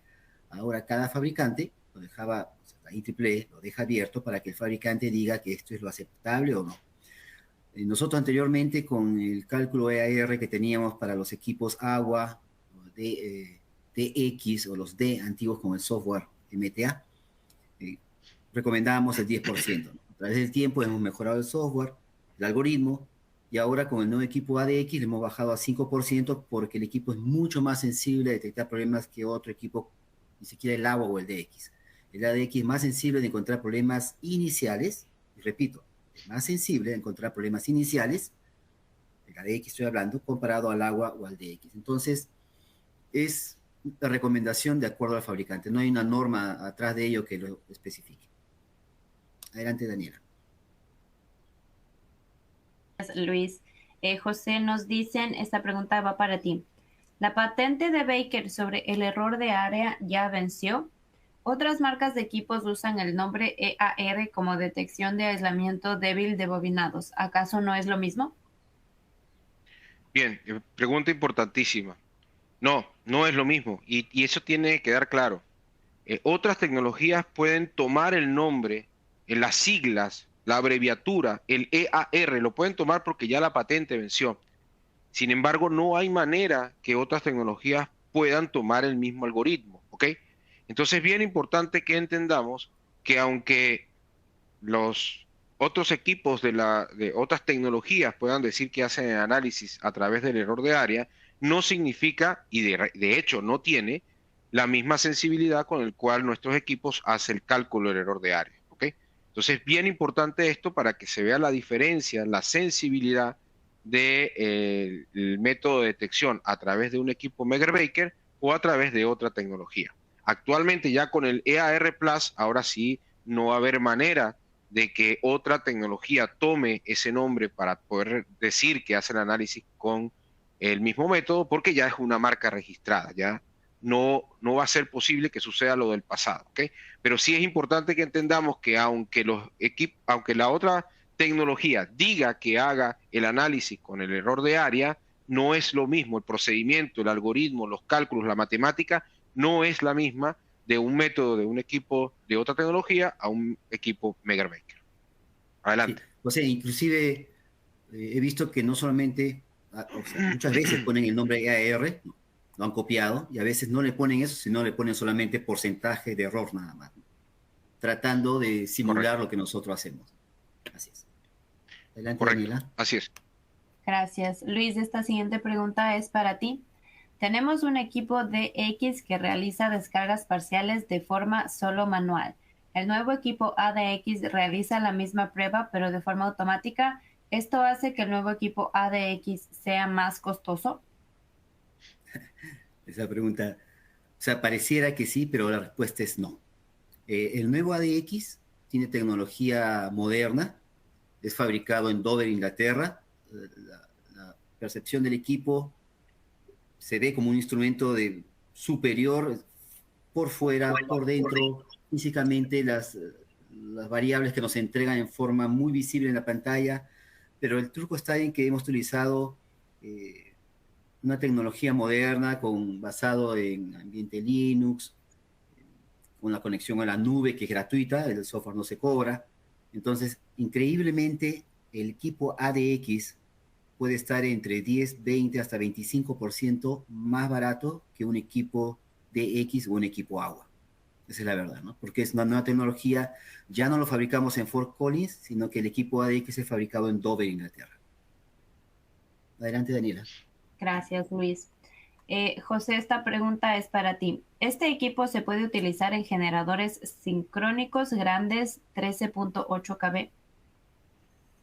Sí. A ver. Importante con respecto a, vamos a hablar del equipo y de las pruebas, a qué aplicaciones puede medir. El equipo, el ADX, puede medir máquinas eléctricas rotativas, ¿ok? Estamos hablando de máquinas de inducción, máquinas síncronas, generadores, ¿ok? Sin embargo, el modelo más grande del ADX que tenemos en el mercado es el ADX 15, ¿ok? Eso quiere decir que ese ADX puede entregar hasta 15.000 voltios, ¿ok? Si tenemos un motor de 13.800 voltios, aplicando el estándar Baker, que sería 2 veces voltaje nominal más 1000, esto me da aproximadamente entre 28 y 29.000 voltios que tendría que inyectar yo para hacer las pruebas de alta tensión, ¿ok? El equipo solo, como equipo solo, no va a poder llegar a ese nivel de tensión porque nada más puede entregar hasta 15.000 voltios. Entonces, para esos equipos habría que utilizar lo que nosotros conocemos como el PPX, que es un accesorio adicional que ayuda a nuestros equipos a subir a niveles de tensiones necesarios para estos motores, estas aplicaciones de alta tensión, ¿ok? Tenemos el PPX 30 y el PPX 40. El 30 llega hasta 30.000 voltios, el 40 hasta 40.000 voltios. Sin embargo, al día de hoy, el ADX, que tiene 11 meses en el mercado, todavía no cumple el año en el mercado, el ADX ahorita no puede trabajar todavía con el PPX, ¿ok? Entonces, hasta el día de hoy, en mayo del 2023, podemos medir motores en los cuales tengamos que inyectar máximo hasta 15.000 voltios, ¿ok? Esperamos que en el futuro próximo ya podamos tener la posibilidad de trabajar el ADX con el PPX, pero en este momento todavía no es posible. Así que con el ADX solamente podemos llegar hasta 15.000 voltios. Eso me da más o menos para medir motores de hasta 6.600, ¿ok? 6.600 voltios. Por arriba de eso, pues necesitaría un equipo de la generación anterior, un agua o un DX, que sí pueden trabajar sin ningún inconveniente con el PPX, de tal manera de subir la tensión a los niveles requeridos. ¿Ok? José, una anotación, pues, para los que no están familiarizados con el nombre PPX. El PPX es el antiguo Power Pack, que le llamamos, ¿no? Y lo otro es que se espera que antes de fin de año los nuevos ADX ya estén trabajando con los Power Pack. Así es. Excelente. Adelante, Daniela. Gracias, José. Esta siguiente pregunta también es para ti. ¿Qué medidas tomar cuando se observa picos de EAR pero sin pasar el límite de EAR? Bien, a ver, desde el punto de vista funcional del motor, el motor no tiene problemas, no hay fallas, no hay arco, el motor está trabajando sin ningún inconveniente. Esa referencia, esa desviación que nosotros vemos en la gráfica en tiempo real del error pulso a pulso, lo que me pone es en alerta, ¿ok? Supongamos que es una aplicación altamente crítica, ¿bien? Y yo la estoy midiendo en mi programa de mantenimiento, aparece que la tengo que medir cada 6 meses, ¿ok? Si yo verifico esa desviación en la gráfica del error pulso a pulso, ya esa alerta me está indicando que ahora, dado la criticidad del activo y que ya yo sé que hay algo ahí, pues obviamente ya no voy a esperar 6 meses para medir ese motor, sino que ahora quizás lo voy a medir trimestralmente. Ahora voy a tener que hacer una medición cada 3 meses y verificar cómo se va desarrollando esa indicación. ¿Se mantiene en el tiempo? ¿Va aumentando en el tiempo? Si aumenta en el tiempo, ¿qué tan cerca está del límite? Tengo que quizás ajustar nuevamente la frecuencia de medición, ahora no cada 3 meses, sino cada 2 meses. Entonces, esa indicación, aunque no me está diciendo que hay una falla, sí me está diciendo, me está poniendo en alerta y me está diciendo, bueno, dependiendo de la criticidad, ajusta tus tiempos de mediciones, verifica cómo se va desarrollando esto en el tiempo para que no te vaya a sorprender una falla que no esté programada, que una parada que no esté programada. ¿Ok? Gracias, Adelante. José. Luis, la siguiente pregunta va para ti. ¿El aislamiento entre espiras falla en el arranque? Mira, yo he tenido todos estos años trabajando por Baker, ya casi 15 años, cuando he visitado clientes, la mayoría de clientes que habían tenido problemas y me decían que habían revisado el motor, habían hecho la prueba de impulso y después trataron de arrancar el motor y se quemó. Yo les pregunté, ¿hicieron la prueba de HiPod? Y me dijeron que no. En realidad, la prueba de HiPod en pasos, así como está estipulado en los estándares, en las normas, es la única prueba que puede detectar aislamiento débil a tierra, que es cuando la mayoría de motores fallan a tierra y se queman en el arranque. Entonces, pero hay que tener también en consideración que una falla entre espiras avanzada puede quemar un bobinado entre fases o en la misma fase, pero y esto se propaga a tierra y también puede hacer que el motor se queme a tierra, ¿no? Pero la mayoría de motores, no todos, pero la mayoría de motores que fallan en el arranque es porque no le hicieron la prueba de HiPod. Ok, Daniela, adelante. Gracias, Luis. Súper concreta esa respuesta, ¿eh? José, me voy contigo. Una vez que realizamos el ensayo de Search, dándonos un EARP/P% de 20%, ¿qué acciones correctivas podríamos realizar en el lugar? A ver, mira,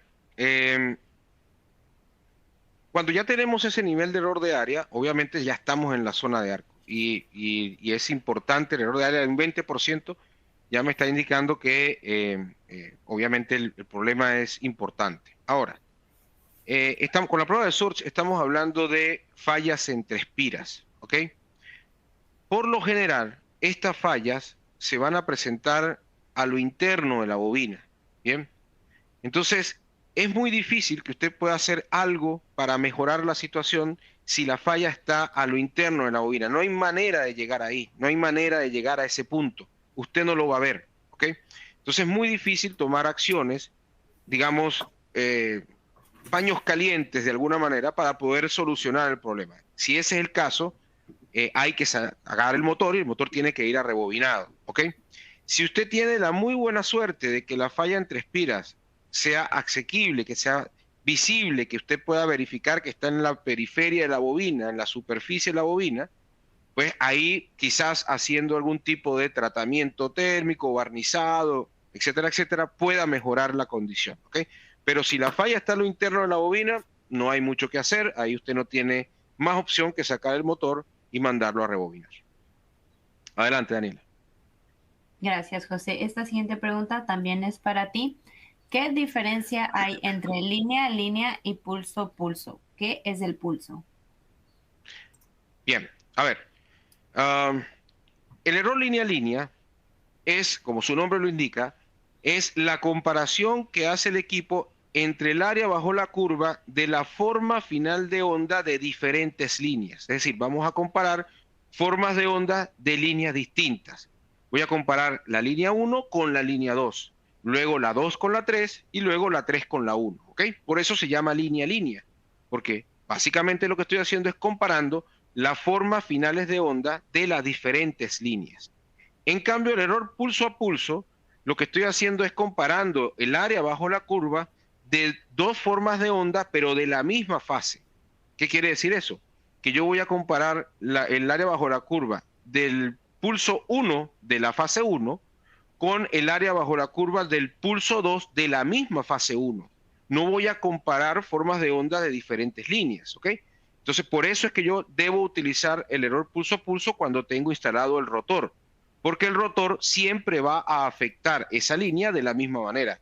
Esa bobina va a estar afectada siempre de la misma manera y por eso es como si yo no tuviese rotor. Es indiferente que el rotor esté, porque al estarla afectando de la misma manera, pues no tengo ninguna variación en la medición, ¿ok?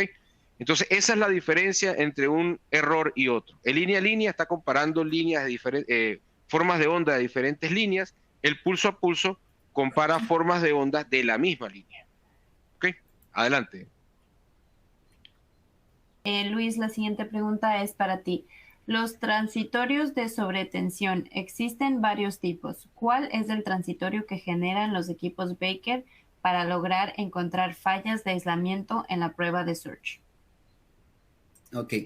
En una parte, José nos explicó que existían unos transitorios y la norma, la IEEE 522, que habla sobre la prueba de impulso en los bobinados, menciona que los transitorios que vamos a analizar en los bobinados son de naturaleza de continua. Entonces, vi por ahí por el chat que escribían que la prueba de impulso es en alterna, lo cual no es correcto. La prueba es en continua porque tratamos de simular esos transitorios de continua que se pueden ver en un osciloscopio con un barrido rápido. El asunto está que como nosotros lanzamos el equipo, y la norma lo establece así, lanzamos pulsos de corriente en continua que pasa por un bobinado compuesto por resistencia, inductancia, capacitancia, RLC, y por eso tenemos como respuesta una onda sinusoidal, si aplicamos las matemáticas.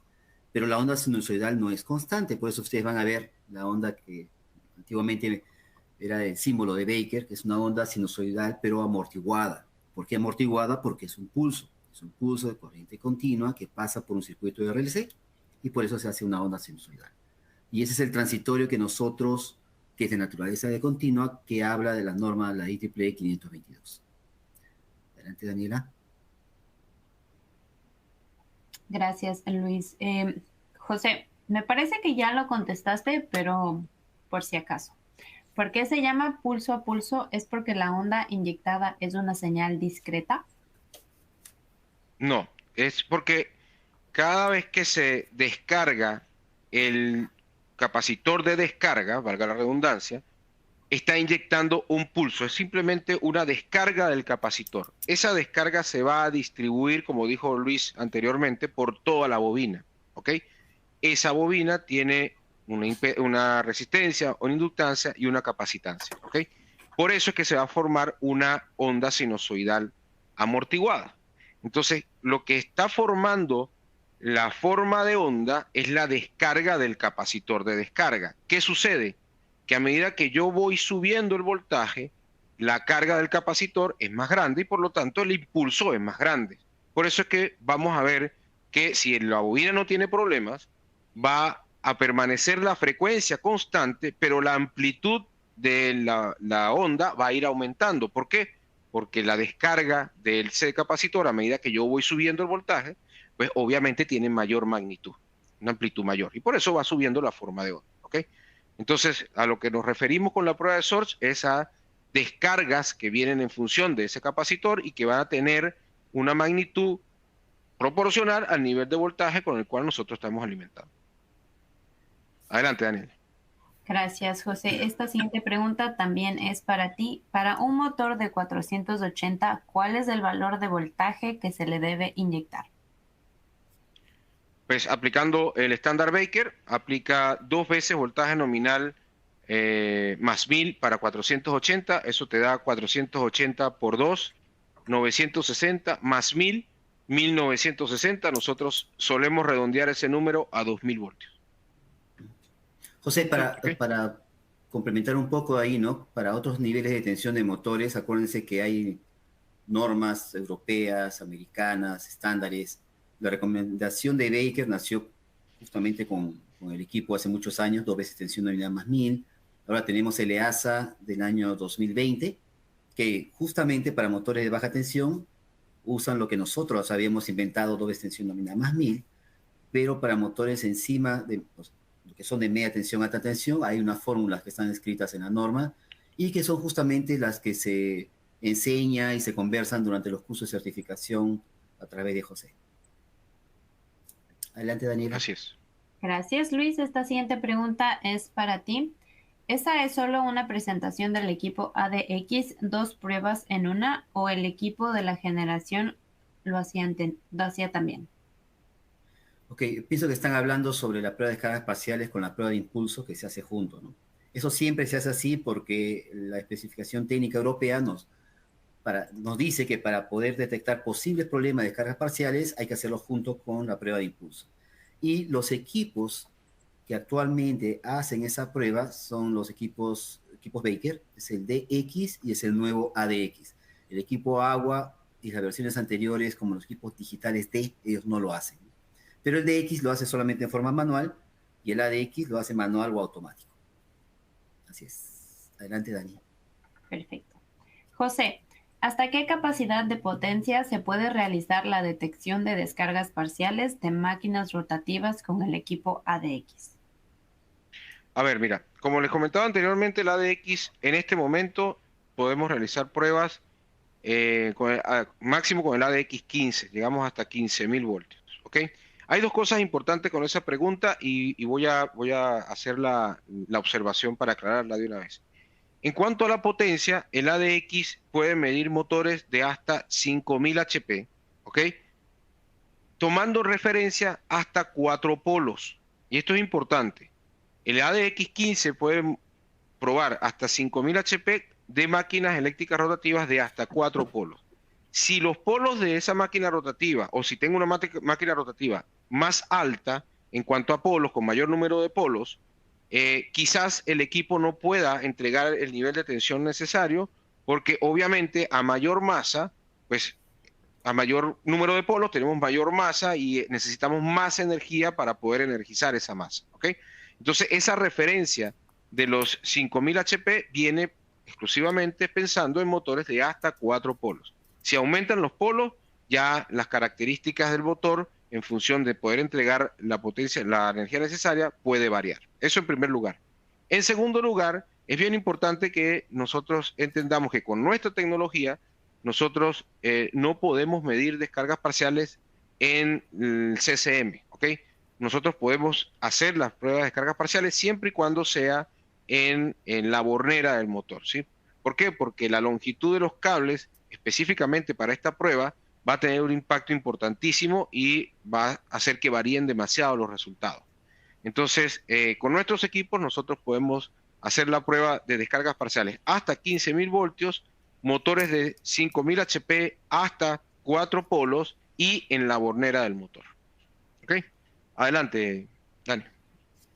Gracias, José. Luis, Nos preguntan, ¿se puede realizar una medición de descarga parcial con el equipo ADX al estator de un generador? Sí, la respuesta es sí, se puede hacer a cualquier bobinado, no solamente a los generadores, ¿no?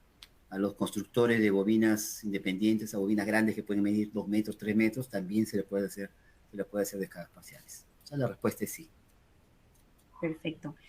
Por tiempo, vamos a mandar las últimas 3 preguntas. José, ¿para generadores grandes se puede medir con el rotor en virado? A ver, es bien importante que nosotros, si tenemos máquinas eléctricas rotativas, donde tenemos más de un circuito, tenemos el circuito rotórico o el circuito estatórico, independientemente de que sea un generador o que sea un rotor bobinado, antes de hacer las pruebas en el estator, tenemos que cortocircuitar las bobinas del rotor, ¿ok? Ese es el procedimiento si es que el rotor está instalado. Siempre que tengamos un circuito rotórico, si vamos a probar el estator, tengo que cortocircuitar el rotor. Y si voy a probar el rotor, tengo que cortocircuitar el estator. Eso va en ambos sentidos. Esto para evitar voltajes inducidos, algunas cargas residuales ahí que puedan alterar las mediciones. ¿Okay? Así que sí, lo podemos hacer, pero teniendo en consideración lo anterior. Disculpe. Adelante, Dani. Luis, nos dicen, entiendo que estas pruebas se realizan en DC. Ahora, esta prueba Search se realiza en AC. Principalmente mi duda se genera por la onda que se grafica. ¿Es voltaje? Alguna de las respuestas anteriores había dicho que la prueba es en continua, pero como pasa por un circuito de RLC, entonces se tiene una onda sinusoidal, ¿no? Entonces la prueba de impulso es en continua.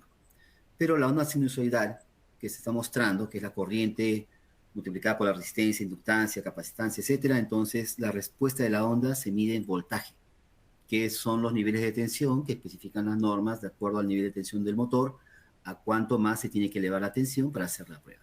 Entonces el gráfico, la onda sinusoidal, sí, es en voltaje. La escala vertical es voltaje y la horizontal es tiempo. Perfecto, gracias. Y la última pregunta es para ti, José. ¿El efecto de la temperatura afecta en los resultados de la prueba de Search? A ver, en la norma no está referida la temperatura como un aspecto que va a estar incluido en algún cálculo o en alguna referencia a una temperatura específica, ¿no? Pero es importante que nosotros tengamos la referencia, por ejemplo, de la temperatura, también, por ejemplo, de la humedad, porque ese tipo, como ya vimos al final de la presentación, en la parte de descargas parciales, ese tipo de variables ambientales pueden tener un impacto a la hora de ejecutar la prueba. Bien, entonces, desde el punto de vista matemático de la ejecución de la prueba, del procedimiento, no hay una indicación en la norma con respecto a la temperatura, pero desde el punto de vista operacional sería bueno tener la referencia para que ustedes puedan hacer la comparación si en algún momento estamos haciendo la prueba a una humedad extremadamente alta y verificar cuál es el impacto de esa humedad sobre otra prueba que pueda realizar cuando la humedad es muy baja, ¿no? Entonces, es bueno tener la referencia de esas variables de temperatura, humedad, para poder entonces hacer una causalidad en el análisis y poder verificar si tienen algún impacto. José, adelante. Yo quisiera agregar algo aquí. Así como dijiste, en el cálculo del error de área durante la prueba de impulso, no existe la variable de temperatura. O sea, la variable de temperatura no está dentro de la función matemática. Ahora, yo no sé si la pregunta está relacionada a esto, que yo he visto estos casos. Vamos a suponer que tenemos un motor de baja tensión y la prueba de impulso se hace hasta 2000 voltios. Y la prueba paró porque encontró un problema, vamos a redondear, 1700 voltios. 1700 voltios, paró la prueba, encontró un arco eléctrico y paró. Luego, ¿se puede repetir la prueba? Sí, porque el equipo va a parar la prueba nuevamente cuando sense el arco eléctrico. Pueden hacerlo por segunda vez y quizás nuevamente va a parar a 1700. Lo vuelven a repetir porque así hemos hecho ejercicios a veces de investigación o con clientes en sitio. Y por efectos del calor, no del ambiente, sino de lo que está generándose, el arco eléctrico genera calor en el bobinado, hace que la próxima vez se hace repetidas veces, el arco eléctrico ya no se detecta a 1700, sino a 1600, 1650. Y eso es debido al calor generado por el arco eléctrico, ¿no? No estamos hablando de la variable de temperatura del ambiente, sino lo que está generándose dentro del bobinado cuando existe un arco eléctrico. Eso sería todo. Adelante, Dani. Gracias, Luis y José. Gracias por la aclaración. Antes de terminar nuestro webinar, quería recordarles que pueden visitar nuestra página oficial csa.megger.com/webinars y allí podrán encontrar la lista, el calendario de todos nuestros próximos webinars que vamos a tener durante los siguientes días y siguientes meses en realidad. Así que ya saben, no se olviden de visitar nuestra página web. Y antes de finalizar, queríamos recordarles que por favor nos ayuden llenando la encuesta, ya que esta nos ayuda a mejorar nuestros webinars y también nos ayuda a saber qué temas son de interés para ustedes y en qué cosas podríamos mejorar, qué cosas nos están faltando. Así que por favor ayúdenos llenando la encuesta. Además, allí ustedes también pueden pedir una copia del PDF de la presentación de este webinar. Les quiero recordar también que el día de mañana, para los interesados, vamos a tener un webinar con el doctor Diego Robaldino sobre un hercio. Así que ya saben, cualquier otra duda, pregunta, solicitud o comentario que tengan, nos pueden escribir a csawebinars@megger.com, o si es que es una duda más específica, le pueden escribir directamente a José. Su email es jose.zambrano@megger.com. Tal vez ustedes quieran decir algunas palabras antes de despedirnos. Sí, de mi parte, muchísimas gracias, estimados, a todos por la disposición, por la apertura en sus respectivas agendas. Muy agradecido de verdad. Esperamos que haya cubierto sus expectativas. Estamos a la orden ante cualquier duda. Estamos a la orden con las certificaciones. Así que muchísimas gracias. Nos vemos en una próxima oportunidad. Sí, de igual manera de mi parte, muchas gracias por la atención. Y no se olviden, nuevamente les repito, seguirnos en las redes sociales y también nuestras páginas personales de José o de Luis Beltrán en LinkedIn. Nosotros ponemos anuncios también o cositas así prácticas o de estudios y les va a interesar. Gracias y hasta la próxima. Muchísimas gracias a ambos. Gracias, José, por esta importante presentación. Gracias, Luis, por acompañarnos y estar presente en las preguntas, también por resolver esas dudas. Y gracias a nuestra audiencia, en especial por acompañarnos en estas casi 1 hora y 45 minutos, por su tiempo y por toda su atención, ya que nos llegaron muchísimas preguntas. Así que ya saben, nos encuentran aquí. Cualquier cosa, duda, pregunta, nos pueden buscar en LinkedIn, como dijo Luis. Luis, ¿cómo te encuentran en LinkedIn? Con mi nombre, Luis Beltrán. ¿Y José también? José Zambrano. Sí, con mi nombre, exactamente. Pero hay como 800 José Zambrano, así que búsquenme bien, búsquenme bien. Así que ya saben, no se olviden de conectar con nosotros. Y eso es todo. Voy a proceder a cerrar la sesión. Que tengan una buena tarde y un feliz resto de semana. Hasta luego. Hasta luego. Hasta luego, cuídense.